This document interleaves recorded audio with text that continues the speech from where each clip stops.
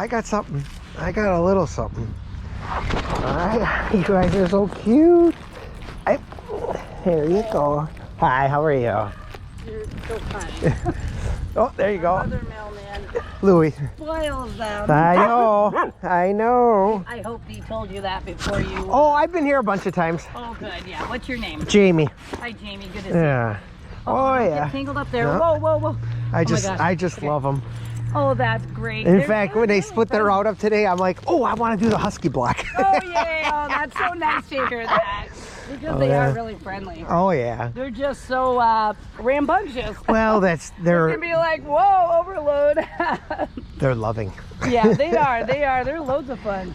Bye, guys. We'll see you later. Maybe somebody. Oh, he's eating a cucumber. Yeah, I gave one to her too, but she's more of a meat girl. She'll eat anything. I mean anything. But she is kind of.